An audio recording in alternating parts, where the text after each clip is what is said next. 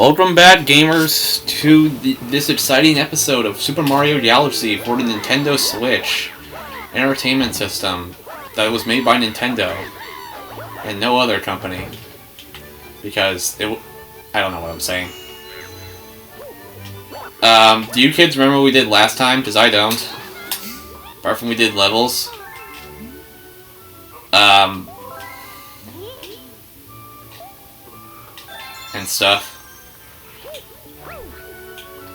And I know you guys have been awaiting a very important topic of discussion that's going to happen in this video, but you know, I want to touch upon some other subjects I forgot to touch upon in Kingdom Hearts. Like, for example, I don't know. Stephen is dead at the moment. I'm deciding on my food. Recently I finished the main story of Pokemon Sword. Congrats. Yeah, it's a Pokemon game. It's probably the least Pokemon game. You know what I mean? It's not bad. It's just nothing special. Yeah. And say what you will about how Scarlet and Violet performed. Unironically, Scarlet and Violet is probably one of the best stories in Pokemon in a long time. Yeah. Yeah, I had fun with Sword. Weird, because I was struggling getting back into Pokemon for long, and now this just did the thing for me. And I've registered as many Pokemon as I can into Pokemon Home. I think I have like 300 ones registered. I really should get Pokemon Home and do that. Yeah. Because if you don't know, on Scarlet and Violet, I have most of the Pokemon that aren't like exclusives or trade Pokemon. Yeah. For both Kitakami and the regular Pokedex. Yeah. I haven't gone to Blueberry Academy. But by that I mean I just recently beat the story for the Kitakami DLC, and I'm still trying to do as much as I can in that. Yeah. Shit. But yeah, I've done a lot, and then I decided, you know what? Let's try playing Let's Go Eevee. I fucking hate that game so much. It is so terrible. Yeah, the Let's Go games are based on Pokemon Go. And it's not that, because I play Pokemon. Yeah, no, I literally saw you try to catch a Zepstrika. No, not Zepstrika, the one before that. Yeah. Before we got here. I've been using that to also fill out the Pokédex in Pokemon Home. But I don't know, I don't like how you play with a single fucking Joy-Con. And I know you can play in handheld mode, but I like witnessing it on the TV. But goddamn. Wanna know, And I've played 5 hours of that shit. No, 4 hours of that shit. So, yeah. Wanna know something about the Let's Go partners? What? Partner Pikachu from Let's Go, Pikachu, unironically one of the most broken Pokemon out there. Really? Yeah, he can do some shit. I'm playing Let's Go Eevee. Yeah, Let's Go Eevee has basically the same thing. Only one of the powers is like for both of them is essentially a electric attack that's guaranteed to always crit, right? Yeah. And you can see why that's much better on a Pokemon that has Stab.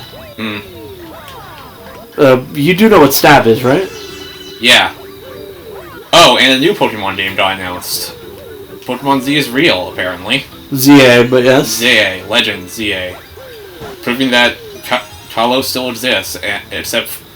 And a bunch of Unova fans got real fucking pissy about the generation that has the least amount of games, and essentially, like, didn't even get a complete version of its main game, getting a fucking game, am I right? So, Pokemon fans. Yeah, some real whiny shit right there, my friends.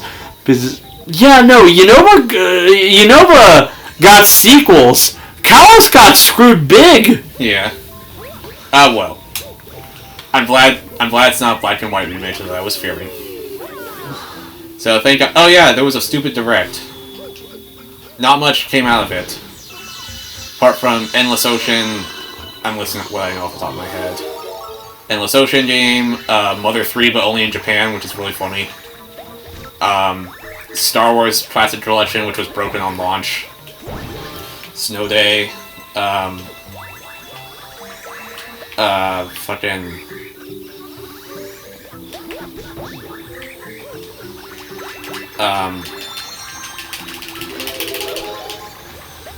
yeah, that's all I can think of on the top of my head.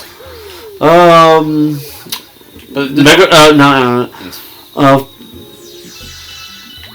Disney Plus, X-Men 97 came out. Yeah. Oh yeah, Epic Mickey remake. That reminded me. But yeah, X-Men 97, I haven't seen that. All I know is that the producer got fired. Yeah. Apparently he's a nightmare to work with. Yeah. The main interesting thing about X-Men 97 is that it is a sequel to the original 97 X-Men cartoon. And so far, everyone's been enjoying it. Also, it allowed my boy Cyclops to have actual cool moments. Because if you didn't know, yes, Cyclops used to be cool.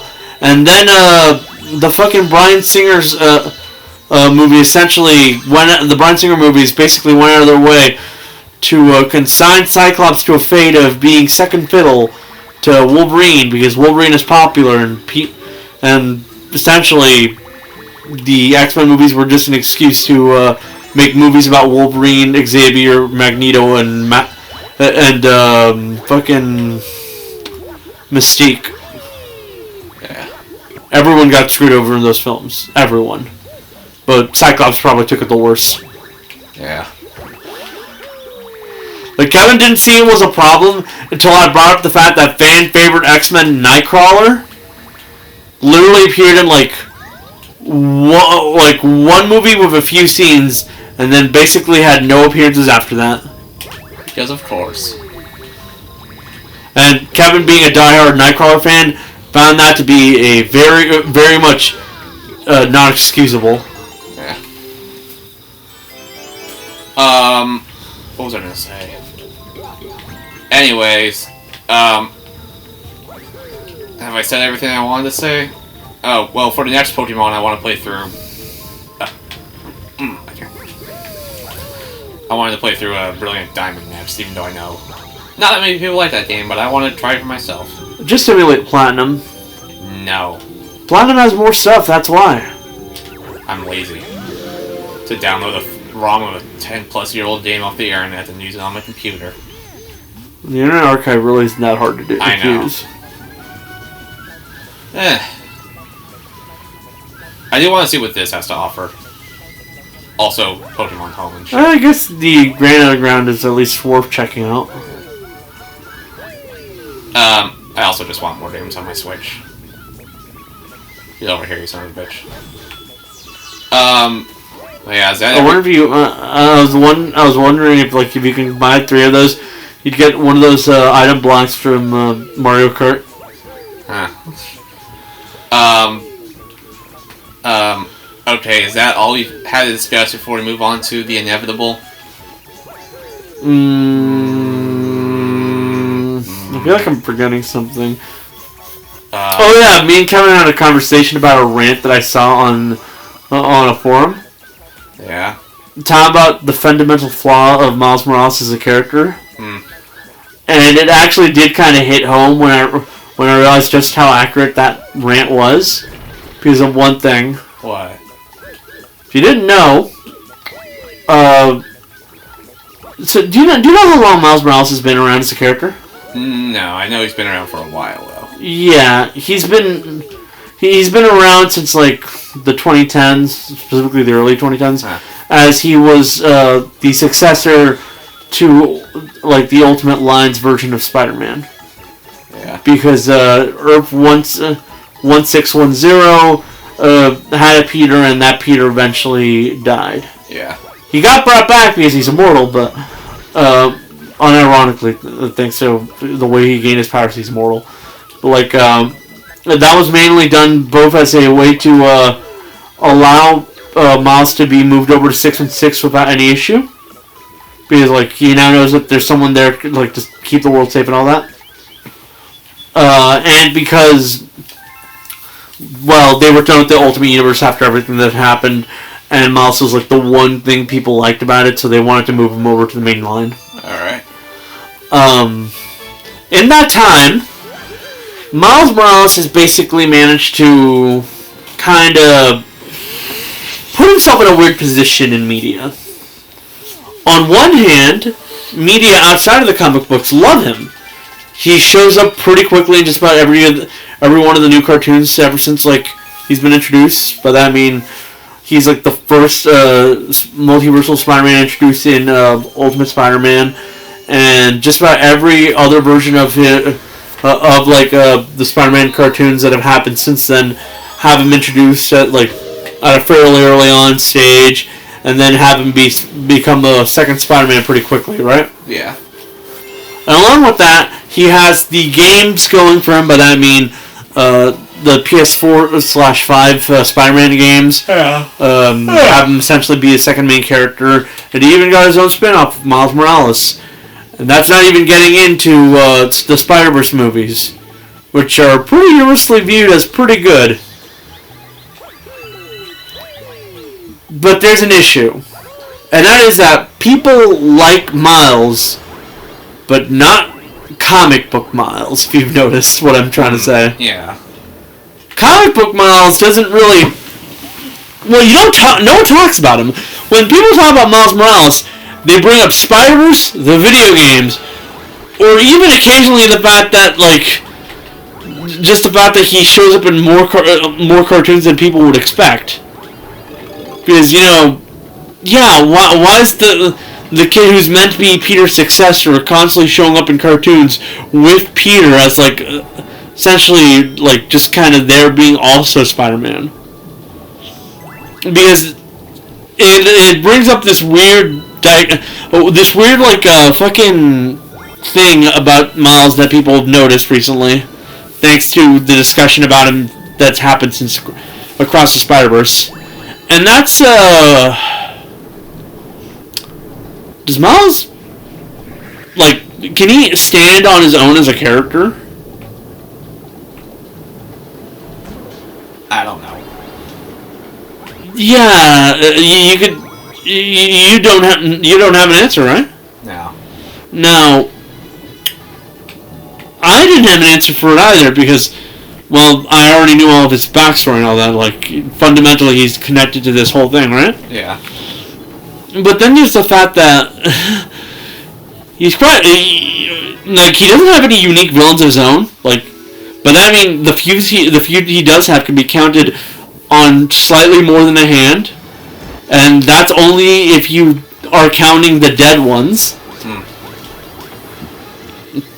And it becomes much less that when you take into consideration that out of that handful of villains, at least a few of them are terrible. Yeah. Okay. And his most recognizable archenemies are basically Peter's hand-me-downs. Yeah. The main bad guy of his first film, a C-lister from Peter's Rogues Gallery. The main villain of his second film, a Z-lister from his Rogues Gallery. Not even a D-lister, but someone who's so insignificant, people didn't even know he existed beforehand. The most recognizable thing Spawn had done before that was be the one who created the technology that would eventually be used in the finale for the '98 cartoon. The whole Mary Jane being sent off to an alternate universe thing. That is the most recognizable thing Spawn had done up until that point. Huh. So, if Miles has essentially just the hand-me-downs of Peter's Rogues Gallery, which, to be fair, isn't too much of an issue. Most of the New York superheroes are essentially just working with Peter's hand-me-downs. Literally, Kingpin is arch nemesis of Daredevil. Yeah. Essentially Lester Peter. But those guys are their own characters. Yeah. And Miles is Peter's successor, right? Yeah. But there's an issue with the fact that you have to take into consideration that if you know Miles' backstory as like what type of character he is, you know that the main thesis for his character is quite literally just, what if Peter was black for a bit, right? Yeah. But I mean, when they first created him, they kind of started that. And then as the time went on, it slowly became, what if Spider-Man didn't have most of the main issues Spider-Man has? But then, I mean, Miles doesn't have any, like, relationship issues. He's never, like, late for any of this stuff. Basically, he can essentially be summed up to Peter if he had his shit together. Right? Yeah. But the issue comes in with the fact that if we're writing a story, fundamentally, Miles is a less interesting character. Yeah. Like I mentioned, not only does he not have his own characters, his characteristics can basically be summed up to as this guy, but with less problems. And on a storytelling level, the one with more problems is the much more interesting character. Yeah. And that ain't even getting into the fact that, quite literally, and I do mean this, like, there was a legacy character for Peter that got introduced not too long ago, and he somehow managed to already start convincing people he's a good character. He's 4 issues into his run, and more people know about this guy, more people are more convinced with this guy than they are with Miles right now. Jeez. And there's a reason for that. Like, who's Miles' most interesting most recognizable love interest in media? Gwen Stacy? Peter's dead ex. Yeah. His main villains are Peter's villains. His literal the reason he was created was because Brian Michael Bendis had a BBC fetish. That's not even a joke. We can actually trace back Miles' creation to that. I'm not gonna comment. Yeah. So why the fuck is it that Spider-Boy, a character who's been around for like four of his own issues and some issues from like titles that aren't his own, has his own villains, has his own backstory, and in general is a more complete character than Miles? Because we live in a society.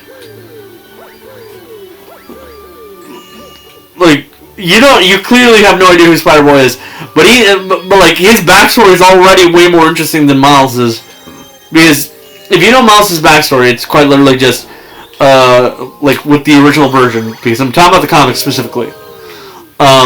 It's just kid who gets a spider bite, but then spends a few years not doing anything about it because he's convinced that he shouldn't really do anything with his powers before he sees Peter dying, like protecting his friends and family, and that convinces him that like he should use his powers for good, because if it weren't for him, Peter would still be alive. Yeah. Spider-Boy's thing is, he is a young boy, like specifically a orphan who is around 11 years old, who a few years back got his spider powers and then spent his time being Peter's sidekick. And during a Spider-Verse event, he essentially managed to nick himself with a knife that essentially retconned him outside of existence. So now he is an orphan who no one remembers, who has to essentially try and live his life with no proof of existence, and also while trying to convince the people that he knows and cares about that not only does he exist, but that he should be important to them.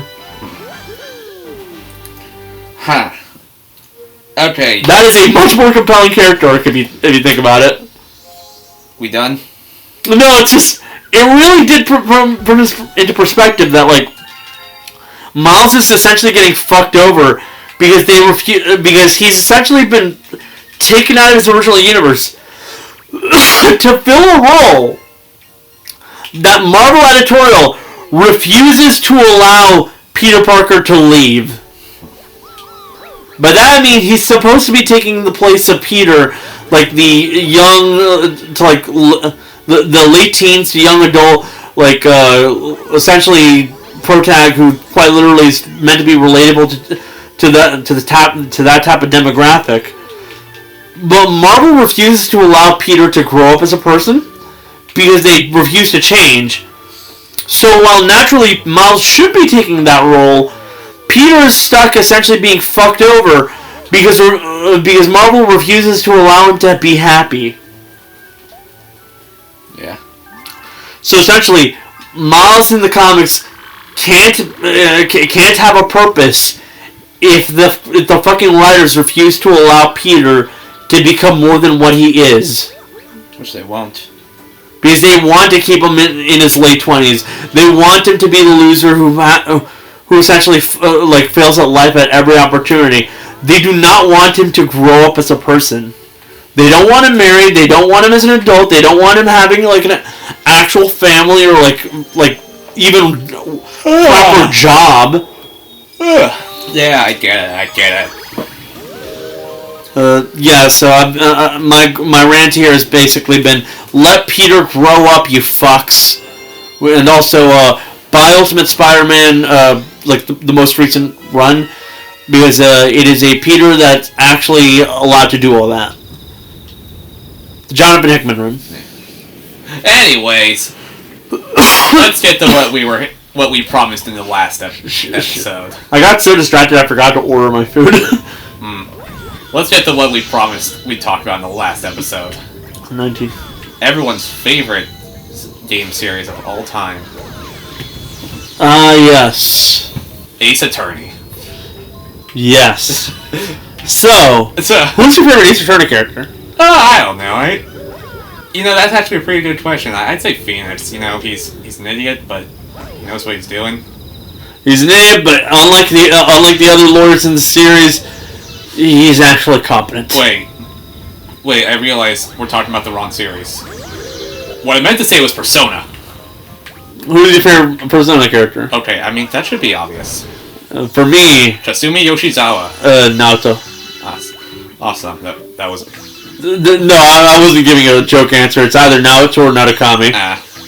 Naoto from 4. I haven't played enough of 3, but if I had to pick one from now, I'd say Yukari. Okay. Oh, if we're going to be going for the other games... for Persona 3, honestly, my favorite character would probably be Akihiko. Sure, he's a meathead, but I'm sorry, that entire moment of him essentially making a promise to himself at the grave of Shinji, gets to me just about every time. Wait, favorite character. Also, he has a good relationship with Chie in the arena games, so yeah. You said 4 already. Yeah, no, I'm talking about Akihiko because he appeared in Arena and Arena Ultimax, and he gets to interact with Chie. Yeah. And for Persona 5, my favorite character, Futaba. Of course. oh wait, there was I misread. The World Ends with You! Yeah, okay. I've never played any of those games, but my favorite character is whichever one has purple hair. I don't know if anyone have purple hair. I think there actually is one Neo on the view. I'm forgetting her name, but she's one of the main characters. That technically counts as purple. But then there's another one. Oh yeah, no. We're talking about the wrong franchise again. Yeah. What we meant to say was Splatoon! Okay, who's your favorite Splatoon character? Marina. Really? Both for design and for the fact that she's quite literally an ex-soldier for ex-enemy soldier who basically decided that she wanted to not be an enemy soldier after falling in love with Pearl. Yeah. Side order just makes it blatantly obvious. Yeah, it's blatantly obvious. The reason she turned her life around is because of love. When I say we'll do the Splatoon 3 story mode in here, I'm probably also going to do side order as well. I have literally heard nothing about that, but the fact that you've essentially confirmed to me that they lean in even more heavily. Yeah, it's just so blatant. Relationship between the two. It basically is confirmed. Yeah, no, she's definitely my favorite. Although if we're going for the other ones, I can't say anything about Callie or Marie because I love them equally. Yeah. and I have literally no opinion on the 3 cast. Deep cut. Yeah. Alright. Oh, wait. All I know is I'd probably like Shiver, which tells you more about me than what anything else. Everyone's gonna want you dead. Yeah. Oh, wait. I read it wrong again. I really need good glasses. We're supposed to be talking about Five Nights at Freddy's. Michael. I saw an old picture of my dad, and he looks like William Afton from the movie. So, he was next to my sister as a young child. I'm sorry, but I just find it hilarious to imagine Michael, after getting fucked over by everyone in his life, just deciding to spend multiple decades of his life just burning down Freddy's locations, trying to kill his dad. Yeah. Oh, wait. Oh, okay. Now I see it clearly. We're supposed to talk about Danganronpa. Sorry, the bit's over. Okay. We've clearly Makoto's my favorite character. we've procrastinated long enough. Yeah, we've gone in depth about 1, 2, Ultra Despair Girls, 3, basically everyone except the unholy one. I'm talking about V3, of course. So, the interesting thing about V3 is, I'm gonna have to pull up a character list because I'm struggling to remember half these fucks.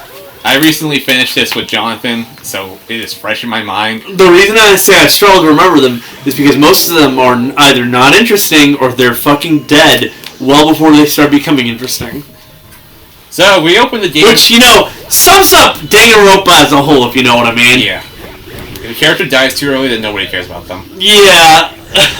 Unless you're that Sayaka guy. So Sayaka is basically the one exception to that rule, because the game puts heavy emphasis on her early on, explicitly, because she's built up to be Makoto's love interest, and then she gets fucking killed. Oh, fuck, I remember, there was a fucking collaboration with a crossover with something with Danganronpa characters, and they actually did the impossible and gave Mukuro actual sprites outside of the Junko. Oh my god, are you kidding me? I am not joking. I need to see this! This is not, Saba collab. My god, they actually gave Mukuro sprites. Please, for the love of God, give them to Spike Shunsoft so that they can fucking give my girl an actual sprite. Here you go. Wait. I have I'm sending a message to the Uber delivery to get my Coke noise.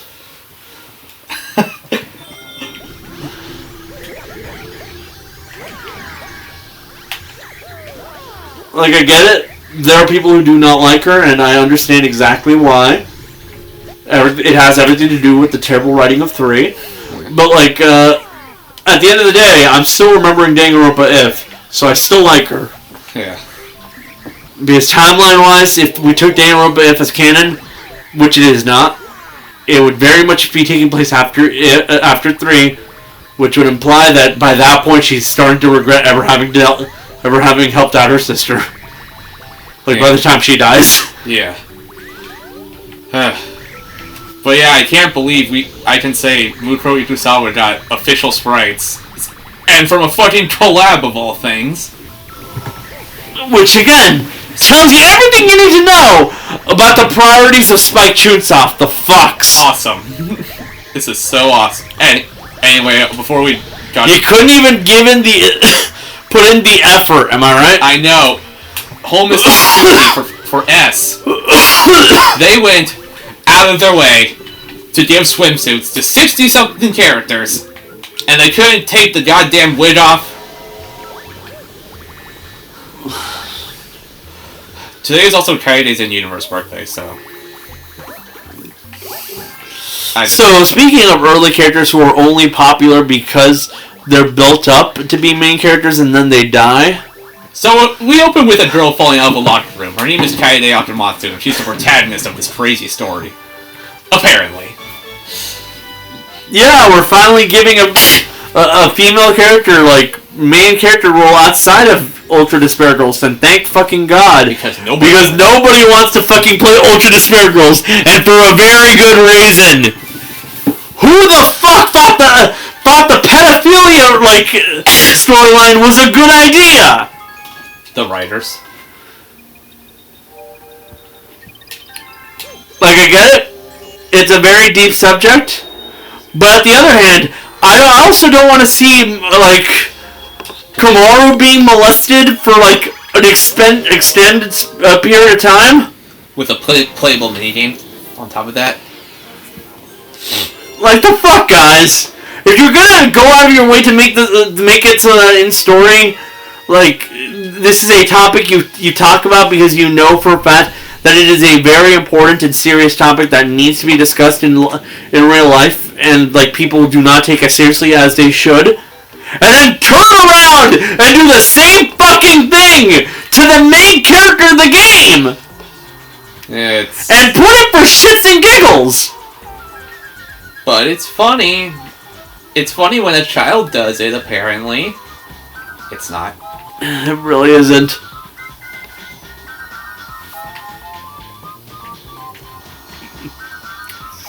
But yeah, we have our first female protagonist because people don't like to remember that Ultra Desperados exists. Thank God. Kaede Atamatsu, the ultimate. Wait, she doesn't have an ultimate. She does. Not. Oh yeah. And then she meets another guy who stumbles out of a locker, Soichi Saihara. The ultimate loser. I want to say the ultimate fucking crybaby. That too. But he also apparently doesn't have an actual ultimate yet. What? No one does. So why is no one introducing themselves as ultimate? Wait a minute. Something's not right. Kaede was kidnapped against her will. Also, I'm listing all this by memory. Yeah. So, as much as I know there are a lot of people who defend Shuichi, but I'm gonna have to be brutally honest with you people. There are people who claim he is best boy. He is nowhere near that goddamn list. I mean, I like him. But he's not best character ever, OMG. He's not even the best character. In the first 20 minutes of that game. Yeah, So then they meet. They get chased by a giant mech. They meet up with a bunch of random strangers who also don't have ultimate talents. I thought this was a Danganronpa game. Are they subverting our expectations? And then they flash a light on everyone and the game resets. But this time, everyone's an ultimate! Wow, I'm a spring. So, everyone exactly knows what we're talking about. It's a spring lock, spring trap. We all know the major twist here about everything. Yeah, we'll save it, but at the same time, look, to go from all of to the introduction for both 1 and 2 to 3. I'm sorry to say this, but 3 kind of plays its hand too soon, if you know what I mean. You mean V3? Yeah, V3. Because there is a... Yeah, I know. But it kind of plays its hand a bit too soon, if you know what I mean. Yeah. The whole introduction of them without the talents thing kind of makes it blatant what's about to happen. Especially if you've been paying attention to the modern media landscape in the last few years. And then the game resets, and we finally have ultimates for everyone. Kaede Atamatsu is... Also, they're wearing new outfits entirely. Yep. Now they look like Hope's Peach students. Apparently. Kaede Atamatsu is the ultimate pianist. There's a joke in there that I'd rather not make, because it's very fucking filthy. It's, in general, kind of in bad taste. I have another joke, but I'll save it for later.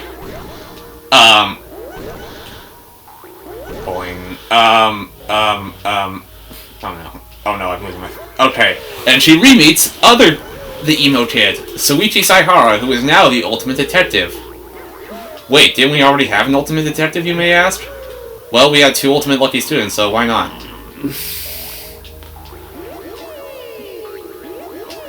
You know, the funny part is, this game has, like, something that I don't actually like.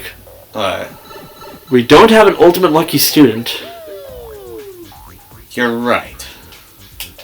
Which, again, it's a hint to what the major twist, but, like, at the same time, I feel like it was stupid to not have someone at least be the ultimate lucky student here.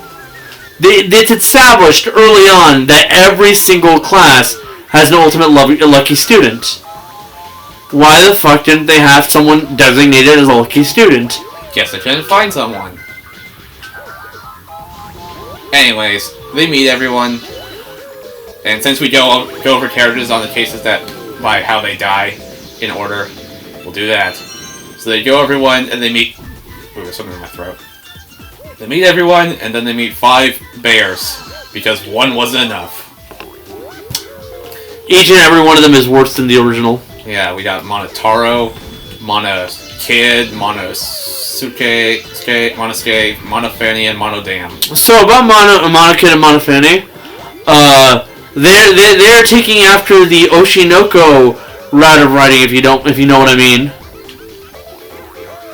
But that, I mean, Incest. Yeah. Actually, I hate to be a full nerd about this, but it's actually Monotaro and Monofani. Yeah, Monotaro. Fuck, forgot. Idiot. You know, you'd think I'd be insulted, but I think I'd be more insulted if I actually remembered the right names. I'm insulted at myself for having to correct you on that. Because it would imply that I gave a fuck about these fucking bears enough to remember which is which. And then, bam, the actual Monokuma comes out. Daddy. There's a lot of daddy jokes, and he licks them a lot. I'm he not loves comfortable with that. Anyways. But yeah, killing game, standard Danganronpa shit, you know how it's about to go down. It's a killing game. Where the fuck is Usami in all this? Dead. Probably.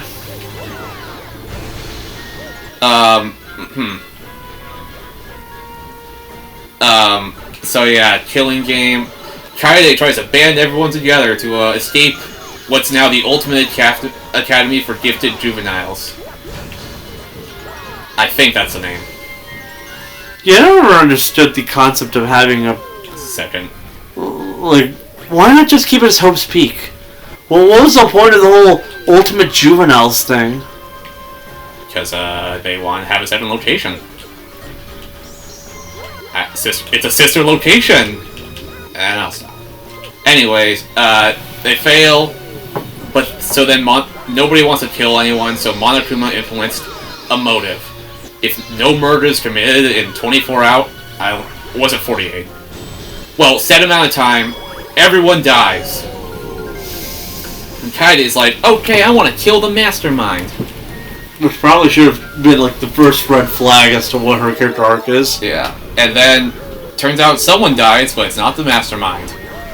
Is the ultimate we don't know his talent, because every game has one of those at least. At least they kept some consistency. Rantaro Amami. Man literally sounds like he just has Renamamiya's name, but like kind of off.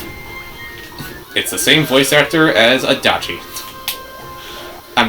Well, that's not a joke, but something else I'd like to point out is in the English dub at least, every V3 character shares a voice actor with a previous Danganronpa character, and I'll be sharing who as we go along.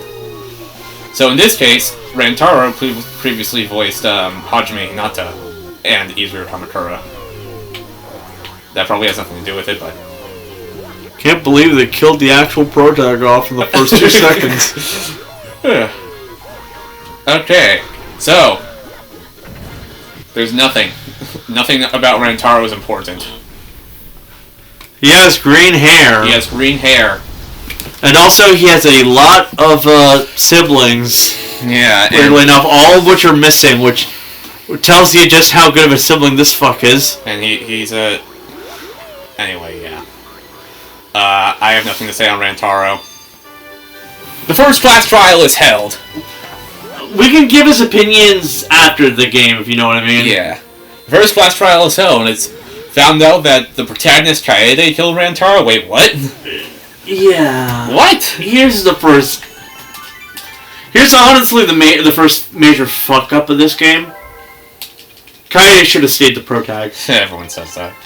And then... Shuichi is just not... I know there's a bunch of people who essentially glaze Shuichi. They love him. They talk about how he's the best protag in the series, yada, yada, yada.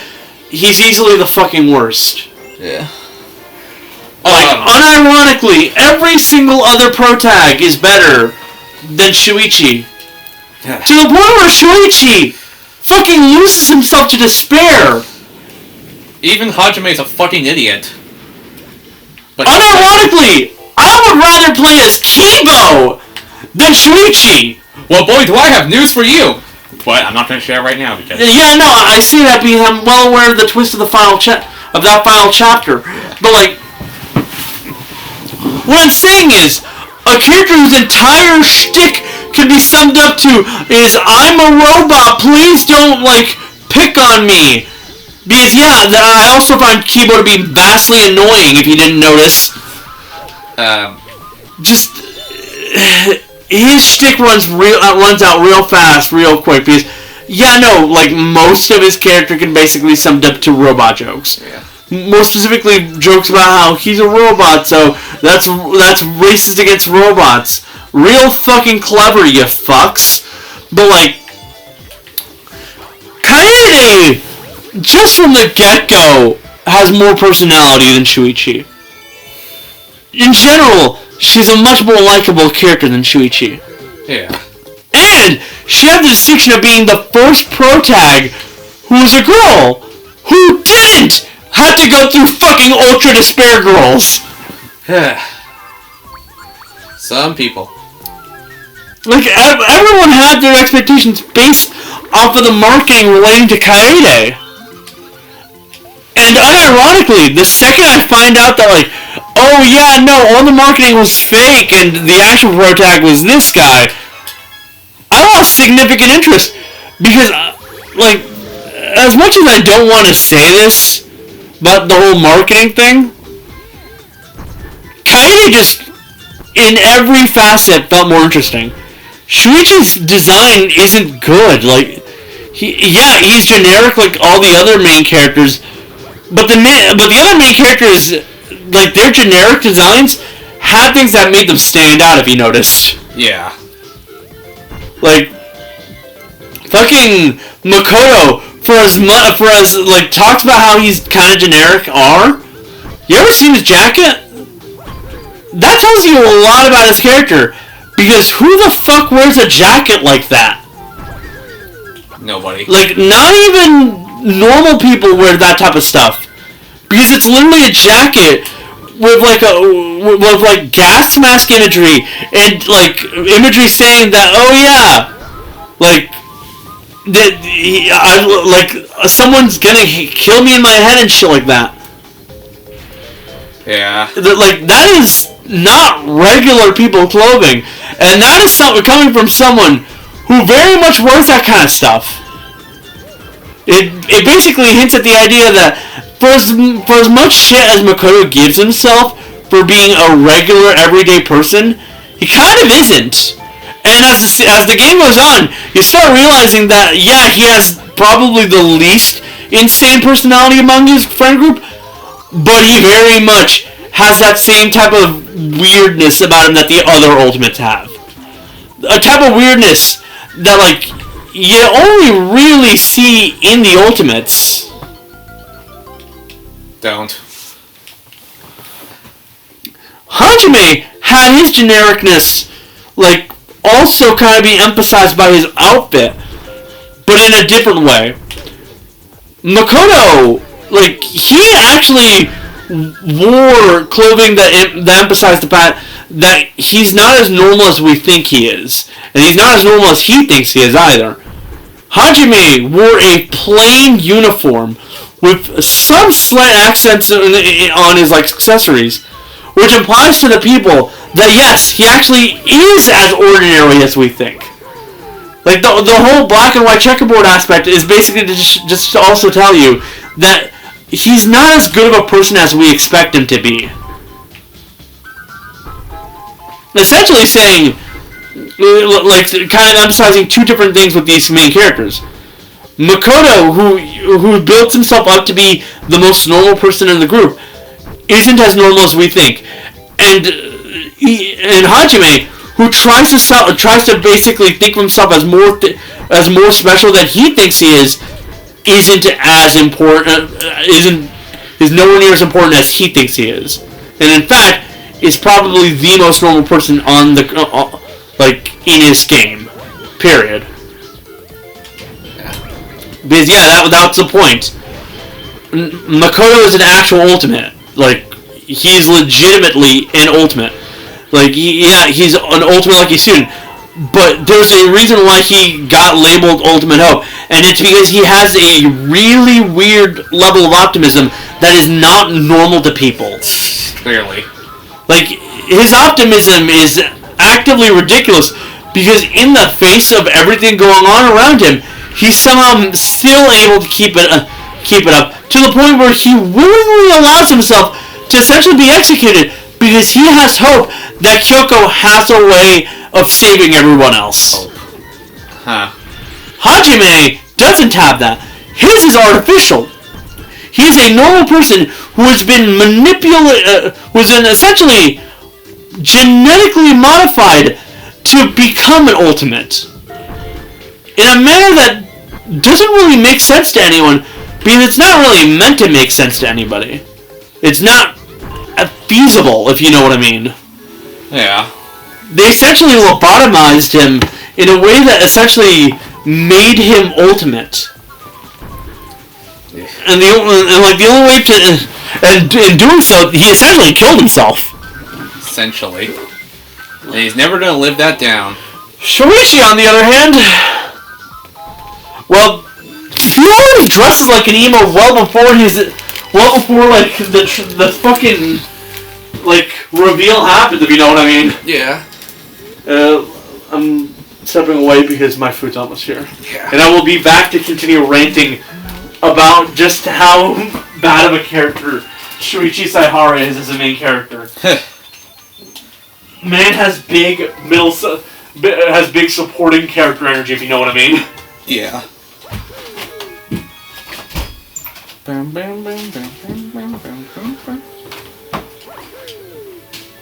Yeah, this is gonna be a long one.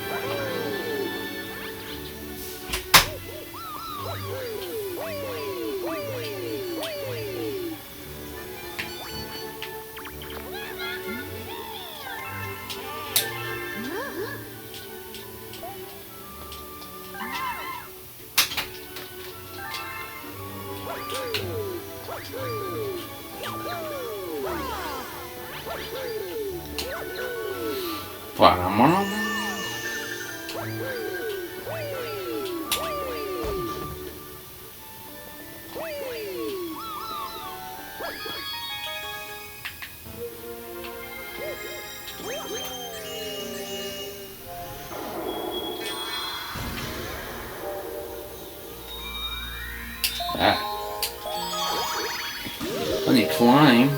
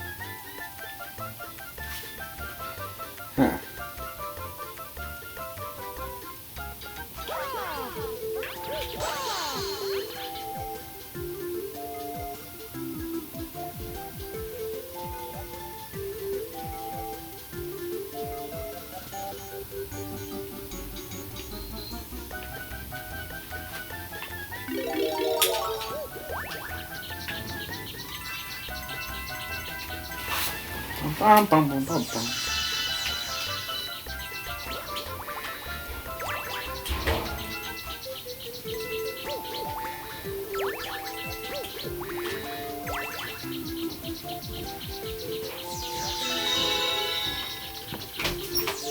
Okay.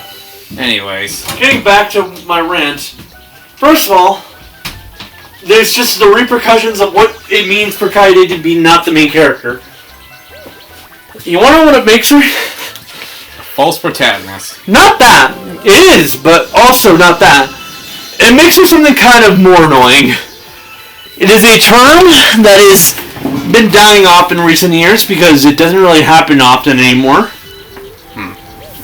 It essentially made it so that Kaede Akamatsu is in reality Shuichi Saihara's manic pixie dream girl. Boy.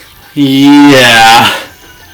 You don't hear about that trope often anymore because Nope. people realize that it's a very terrible and honestly kind of sexist trope. Of like a girl whose entire purpose is essentially there to facilitate the growth of a male character by essentially just showing up in his life and then changing it just by being there. Yeah. Like essentially saying that this boy wouldn't have changed if she wasn't there. Essentially, to make him better. Yeah. Essentially, making it so that, especially in the cases of the ones that die, that her entire purpose in life was essentially to improve this one boy's life. Which, yeah, that's essentially what Kaede was written to be. Oh well. She quite literally, showed up to essentially, be a false protag, and then move over and die for the real protag, to take his place. And then he'll spend the rest of the game fawning and feeling bad about how she's gone, even though he knew her for a fucking day. Yeah. My response to that is trope. Yeah. But more annoyingly, Kaede, she kind of has just by design, she feels more akin to what an actual protag would be. By that I mean, she's a very, she already kind of has the whole optimistic thing going for her, especially in a series where, one of the main points of argument is optimism versus, nihilism, specifically hope versus despair. Yeah. She isn't as overly hopeful as, Makoto, but you can see where her hope is. But, I mean, she's about as hopeful as Hajime is. Yeah. Where she kind of already is struggling with the hope, but she's keeping it up more than most people, and she's inspiring people to stay hopeful. Yeah. Shuichi does not have that. Ugh. And it's very obvious why he falls in despair. Like I mentioned, he already dresses like an emo well before she dies. And you want to know what every other character who's dressed like an emo in this franchise has gone through? Nothing. They die in the third case. Ah. Ibuki and Celeste both dressed essentially in the same fashion that he did, and they both died on the third case. Well. Almost like people who are more likely to be cynical and nihilistic about things. You know, people who would make music about abortions, or people who spend all their time gambling their lives away, wouldn't be as optimistic enough to be able to go through a killing game and survive the whole way through on the basis that they'll eventually essentially either get killed because they annoy people, or because they would kill people because they see no other option to escape. Well then. What I'm saying is, on a fundamental design level, Shuichi Saihara feels like he'd be a victim in this game, not the main character. And I know the whole subverting your expectations things is important to some people, but I'm sorry, it kind of doesn't lead to a good role as protag, And there's a reason why every single fucking piece of media outside of V3 emphasizes Kaede. And it's because her design, but like by default, has main character energy written all over it. And now... So... In other words, yes, it was a total mistake to kill off your main character at the very beginning and replace her with her emo love interest. Yeah. A character who probably in a regular Danganronpa game wouldn't have made it past the third stage. Yeah. Anyways. So yeah, Kaede is found guilty, I was going to say dead, found guilty of killing, murdering Rentaro. Oh man, we lost Rentaro. And is then executed summarily for it. Yes. That was not a fun day to hang out. We will get back to this case when it shows up again later. Yeah.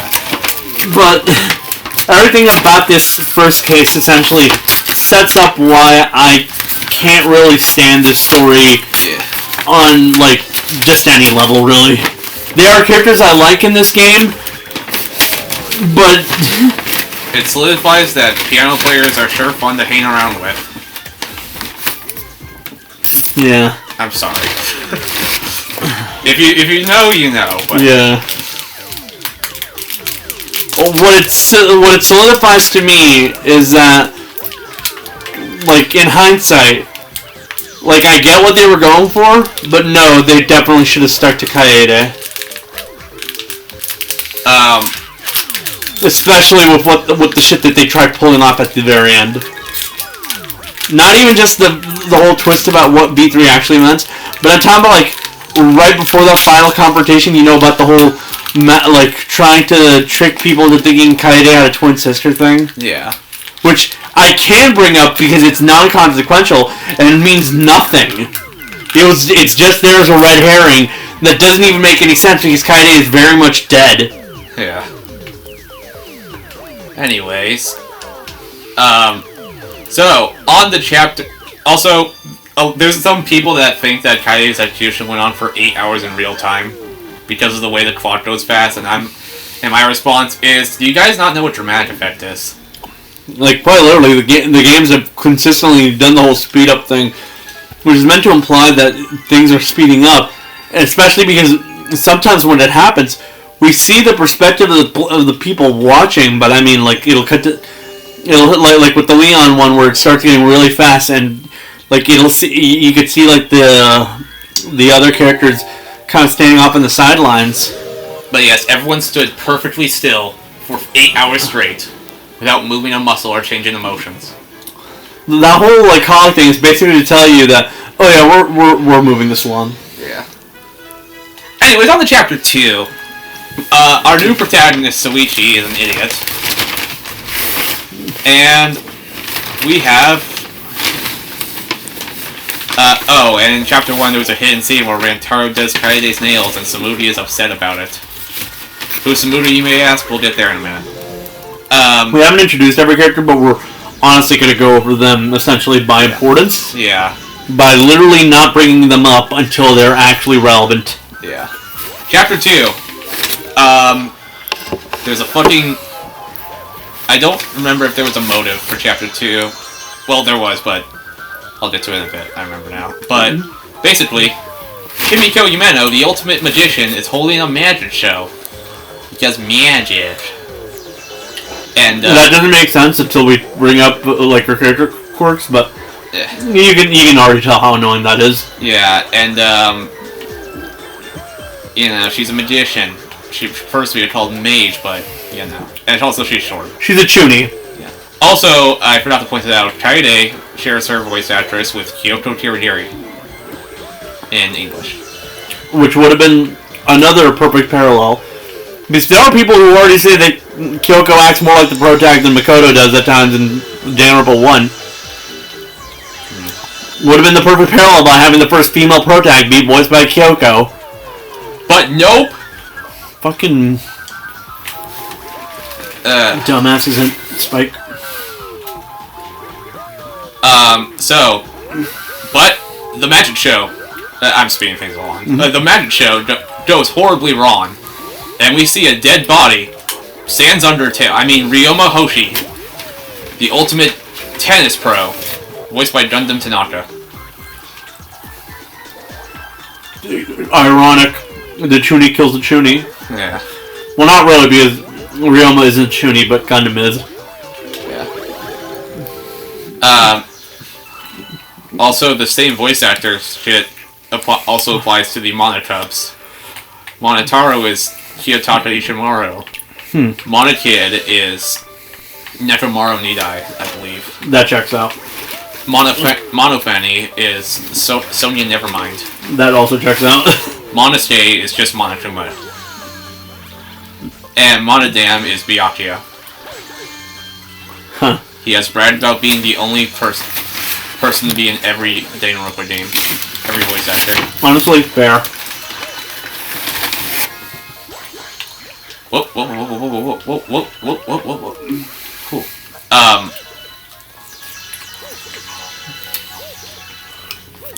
Alright, class trials. So, let's talk about Ryoma because I was eating. He's short. Ryoma's one of those characters.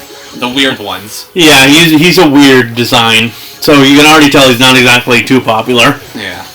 Means he's not a beautiful boy, so he's not popular with those crowds. And he's not a hot girl, so he's not popular with those crowds. Yeah.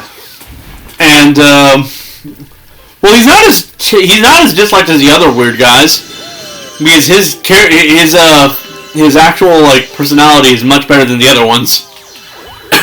Taro. So he's easily the most popular of the weird designs, if you know what I mean. Yeah. His entire backstory is that he is a tennis pro who basically killed a man. He killed a bunch of people. He literally hunted down the mafia to kill them because of an incident. Yeah. He essentially acts like a hardball detective at times.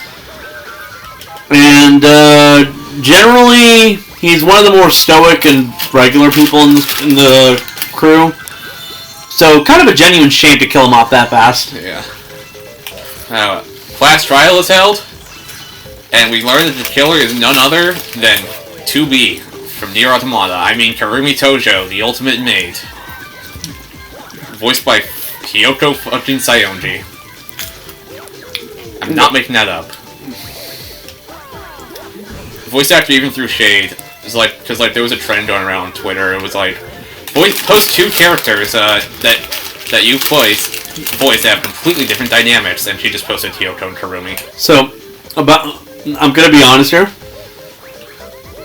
Karumi is one of those characters that I like in concept and in general, just like her appearance, her personality, just about everything about her, with one exception. Her motive. Oh yeah. Her motive is so fucking stupid. It is so over the top that it should have been like the second biggest red flag as to what the fuck is going on in this game. Because, excuse me, well, are we really meant to believe that this maid is the actual Prime Minister of Japan, but like, and the Prime Minister has basically deferred all power to her? Also, in the English dub, I think, at least, Monokuma does a Donald Trump impression. I hate that. Mm-hmm. He's gonna make this country great again. Very nice. Anyways, outside of her batshit insanity of a fucking backstory, Karumi's easily one of like the most likable female characters in this game. Mommy. Not even just outside of her mommy design. In general, she's one of the least insane and honestly nicest when it comes to interactions. Yeah. The most you can get on her is the fact that, well, she refuses to like stop with the whole maid thing even when people ask her to do that. Yeah. And like I mentioned, her backstory, which is stupid and should never have been written. Yeah. But outside of that, she's easily one of the most likable killers in this franchise. And then she dies by falling down a large drop, climbing a very thin, thorny vine. The funny part is, her execution was rigged. Because she actually did make it to the top. Yeah. Shit. There we go. It's also, I think it's in this chapter we learn that one of the characters is faking their ultimate. Maki Harukawa, voiced by Nagisa, I don't know last name, said to be the ultimate child caregiver, but in reality is the ultimate assassin. I fell off the map. No, I didn't. Yes, I did. Maya Sakamoto? Ooh. Maki Harukawa. Her voice actress. Oh, that's Japanese. I meant English. Erica Mendez. Yeah. Yeah, voiced by Nagisa. So it turns out, Monty's my favorite character from V3. I'm just gonna throw that out there. I'm gonna throw that out there. She's also my favorite of the surviving cast. Whoa, spoilers! Monty survives! And like a big of a shocker. Half the serial killers in this franchise survive. It's weird. Yeah. Anyways, Chapter 3. Chapter 2 has a hidden event where it was just a massage at the pool. Nothing interesting. Chapter 3. The Chapter 3 Danganronpa curse. Yeah. This time, there's a hidden event where Suichi sneaks a peek at the girls' changing room. Basically, man's nut incident. Yeah. And and there is a fully naked Tento just standing right in front of Himiko. And I thought that was funny. But yeah, 2 people die. Number 1, because of course it's Danganronpa Chapter 3. Yeah. 2 people are legally obligated to die. Number 1 is Angie Yanada. It's kind of like Ace Attorney Chapter 3. It's legally obligated to be terrible. Yeah. Angie Yanada, the ultimate artist. Should be ultimate cult leader. Essentially. I don't give a shit about Angie. She's kind of an annoying bitch. Praise be to Atua. And I can say that because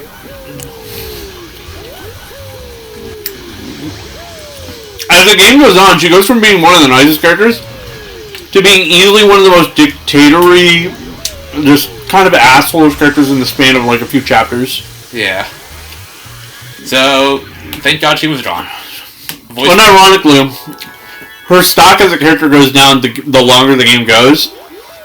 And by the end of it, she's one of the characters I dislike the most, just purely on the basis that not only is she a fucking cult leader, she's just a complete asshole by the end of her time. Yeah.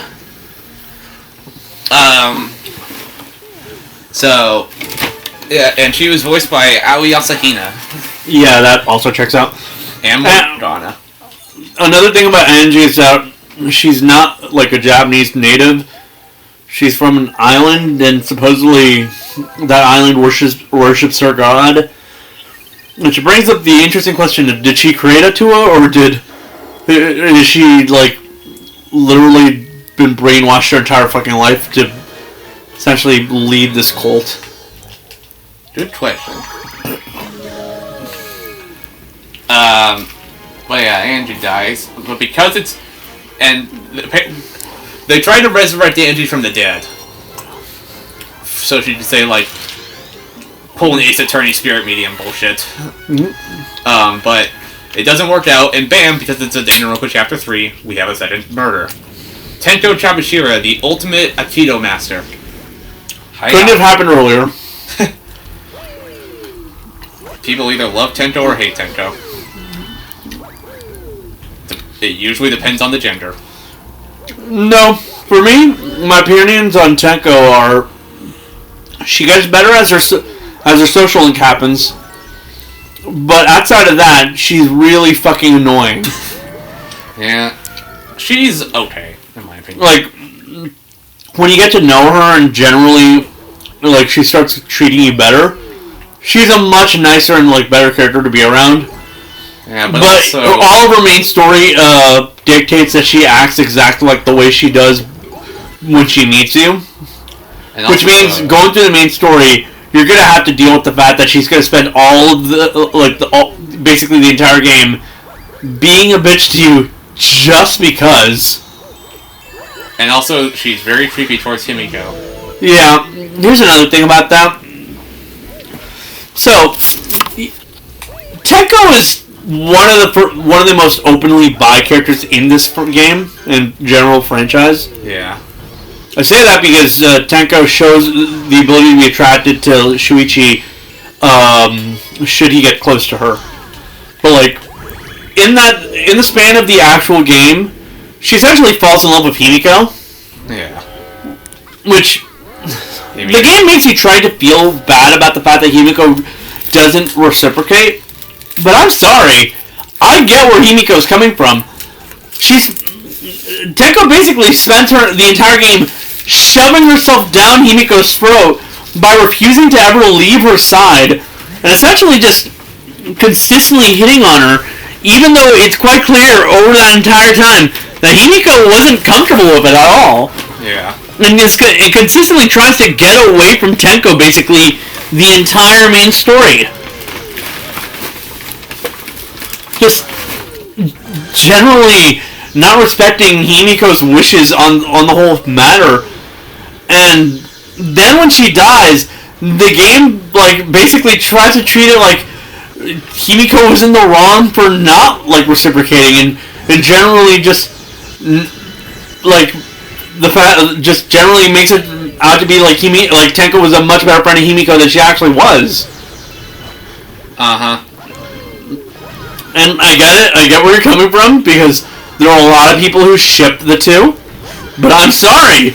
When literally one of the main character traits of your character is hits on a girl and refuses to stop when the girl consistently tells them, "Please leave me alone," it's not going to make a compelling character, and in fact, it's going to make it real hard to like her. Yeah. Wahoo! So yeah. I've seen people compare it to like Byakuya, Toko, and Kazuichi, Sonya. But this is okay because it's homosexual. The issue with that comparison is I don't like either Toga or Soda. Like in general, I don't care for their like romance shenanigans. Fair. Especially because both Sonya and Byakuya show clear disinterest. Yeah. So, Byakuya, because he's an asshole who does not care about anyone in the cast until like well into the series, and Sonya because she clearly has a crush on Gundam, and basically goes out of her way to like tell Soda to leave her alone. Yeah. All right. But the fact that neither of these three characters basically just continue to say no, and the only reason the game tries to treat Himiko like she's in the wrong for refusing is the fact that Tenko dies feels really disingenuous to the way that the other games have treated this whole situation, and that's, oh yeah, it's not a fun thing to be essentially harassed by someone who likes you, even though you don't like them back. Yeah. Because Toga is consistently viewed as a creep. Like Toko is straight up a creep. Like, the game doesn't... The only time the game basically says she isn't is when she spends more of her time around Komaru, generally not, like, fucking bothering Byakuya. Yeah. And Soda is so ineffectual with any of these things, but I mean, like, he doesn't leave her alone, but he also usually doesn't have the confidence to even attempt to do so. Like, you can kind of just let it go since he doesn't actually go out of his way to, like, essentially ask her out. He just acts all jealous when she gives more attention to other people. That's his problem. So, in reality, all you can do is just treat him like an asshole because he's kind of an asshole. Yeah. Alright, corporate mandates that we end the episode here, so... see you next time, because we still have much to talk about.